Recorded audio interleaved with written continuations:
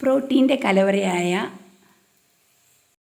Healthy ആയിട്ടുള്ള അതുപോലെ തന്നെ ഷുഗറും കൊളസ്ട്രോളും ഒക്കെ ഉള്ളവർക്കും പ്രായമായവർക്കും കൊച്ചുകുട്ടികൾക്കും ഒക്കെ ഒരുപോലെ കഴിക്കാവുന്ന മുളപ്പിച്ച ചെറുപയർ ദോശയും അതിൻ്റെ കൂടെ ഒരു ഗ്രീൻ ചട്നിയുമാണ് ഇന്നത്തെ എൻ്റെ റെസിപ്പിയിൽ കാണിക്കാൻ പോകുന്നത്.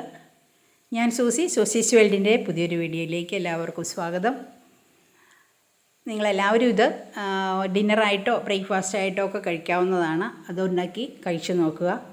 നല്ല ടേസ്റ്റുമാണ്, അതുപോലെ തന്നെ ഹെൽത്തി ആയിട്ടുള്ള ഒരു ഫുഡാണ്. ഇത് നമുക്ക് എങ്ങനെയാണ് ഉണ്ടാക്കുന്നതെന്ന് വീഡിയോയിലേക്ക് പോകാം.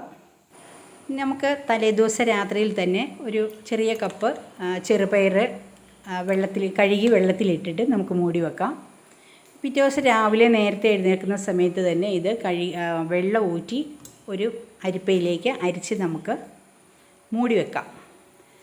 അപ്പോൾ അതൊന്ന് മുളയ്ക്കാൻ വേണ്ടിയിട്ടാണ് നമ്മൾ മൂടി വെക്കുന്നത്. ഇപ്പോൾ അരിപ്പയിലേക്ക് ഞാൻ നന്നായിട്ട് അരിച്ചെടുത്തിട്ടുണ്ട്. ഇനി അതൊരു പാത്രത്തിലാക്കി ഒന്ന് മൂടി വെക്കാം. ഇതിന് ശേഷം ഒരു 3 മണിക്കൂറൊക്കെ കഴിഞ്ഞ് കഴിയുമ്പോഴേക്കും, ഇപ്പോൾ രാവിലെ 5 മണിക്ക് എഴുന്നേറ്റ് നമ്മളിത് ഊറ്റിയെടുത്ത് വെക്കുകയാണെങ്കിൽ ഒരു 8 മണിയാകുമ്പോഴേക്കും ഈ ചെറുപയർ നന്നായിട്ട് മുളച്ചിട്ടുണ്ടാവും. ചെറിയ മുളയോടുകൂടി ആ ചെറുപയർ റെഡി ആയിട്ടുണ്ടാകും. ഞാനിപ്പോൾ ഇതിവിടെ രാത്രിയിൽ കഴിക്കാൻ വേണ്ടിയിട്ടാണ് വെള്ളത്തിലിട്ട് കുതിർത്തിയെല്ലാം റെഡിയാക്കിയിരിക്കുന്നത്. അപ്പോൾ ഞാനതൊന്നും കൂടി മൂടി വെക്കുകയാണ്. അപ്പോൾ രാത്രി ആകുമ്പോഴേക്കും അത് നന്നായിട്ട് മുള വന്നിരിക്കും. അപ്പോൾ ഈ ഒരു രീതിയിലേക്ക് ആ മുളയെല്ലാം ധാരാളമായിട്ടുണ്ടായിട്ടുണ്ട്. ഇത് വളരെ പ്രോട്ടീൻ റിച്ച് ആണ്, എല്ലാവർക്കും കഴിക്കാൻ നല്ലതാണ്. അപ്പോൾ ഇത് നമുക്കിനി ഒന്ന് അരച്ചെടുക്കണം. അപ്പോൾ അതിന് വേണ്ടിയിട്ട് നമ്മൾ ഇതിനകത്തേക്ക് ഒരു പിടി മല്ലിയില ചേർക്കുന്നത്. മല്ലിയില ടേസ്റ്റ് അനുസരിച്ച് കൂടുതലോ കുറവോ ചേർക്കാം കേട്ടോ. പിന്നെ ഒരു പച്ചമുളക് എരിവിന്, പിന്നെ ഒരു ശകലം കുരുമുളക് പൊടി വേണമെങ്കിൽ ചേർക്കാം. അതുപോലെ ജീരകം ഞാൻ പൊടിച്ചതാണ് ചേർക്കുന്നത്. പിന്നെ ഒരു ചെറിയ കഷ്ണം ഇഞ്ചി, എല്ലാം കൂടി നന്നായിട്ടൊന്ന് അരച്ചെടുക്കണം. നന്നായിട്ട് അരഞ്ഞ് കിട്ടിക്കഴിഞ്ഞാൽ നമ്മൾ ദോശയുടെ മാവ് ഏകദേശം റെഡിയാണ്. ഈ ദോശമാവിനകത്തേക്ക് ഞാനൊരു 2 സ്പൂണോളം വറുത്ത പൊടി കേട്ടോ, വറുത്ത അരിപ്പൊടി ചേർക്കുന്നുണ്ട് കേട്ടോ. ഈ അരിപ്പൊടി കൂടെ ചേർത്തിട്ടാണ് ഞാൻ സാധാരണ ഉണ്ടാക്കുന്നത്. അരിപ്പൊടി ചേർക്കണമെന്ന് നിർബന്ധമൊന്നുമില്ല, നമുക്ക് ചെറുപയർ തന്നെയാണെങ്കിലും ഉണ്ടാക്കാം. ഒരു ടേസ്റ്റ് വ്യത്യാസത്തിന് വേണ്ടിയിട്ടാണ്. പിന്നെ അതിലേക്ക് ഞാൻ കുറച്ച് തേങ്ങയും കൂടി ചേർക്കുന്നുണ്ട്. തേങ്ങയും കൂടി ചേർത്താൽ നമ്മുടെ ദോശമാവ് റെഡി ആയിട്ടുണ്ട്. ഇനി നമുക്കത് ഓരോന്നായിട്ട് ചുറ്റിയെടുക്കാം.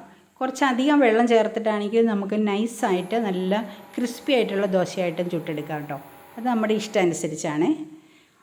കുറച്ചും കൂടി നന്നായിട്ട് വെള്ളം ചേർത്താൽ മതിയാകും. ഇപ്പോൾ ഞാനൊരു 3 ദോശയ്ക്കുള്ള മാവാണ് അത് റെഡിയാക്കിയിരുന്നത്. അതിവിടെ ചുട്ടെടുത്തിട്ടുണ്ട്. ഇനി നമുക്കിതിനകത്ത് നമ്മൾ ഉപയോഗിക്കുന്നത് ഗ്രീൻ കോക്കനട്ട് ചട്നിയാണ് കേട്ടോ.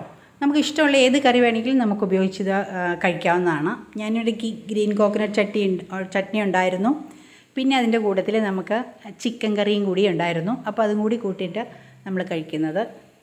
നമ്മുടെ ഇഷ്ടത്തിന് ഏത് കറി വേണമെങ്കിലും കഴിക്കാവുന്നതാണ്. അപ്പോൾ നിങ്ങളെല്ലാവരും ഒന്ന് ഉണ്ടാക്കി നോക്കണം. അതുപോലെ ഉണ്ടാക്കി നോക്കുക മാത്രമല്ല, ഇതൊരു ബ്രേക്ക്ഫാസ്റ്റായിട്ടോ ഡിന്നറായിട്ടോ ഉണ്ടാക്കി കഴിക്കുകയും ചെയ്യുക. ഹെൽത്തിന് വളരെ നല്ലതാണ്, നല്ല ടേസ്റ്റുമാണ്. അപ്പോൾ എല്ലാവരും ഒന്ന് ഉണ്ടാക്കി നോക്കുക, ഫീഡ്ബാക്ക് അറിയിക്കുക. Thank you for watching.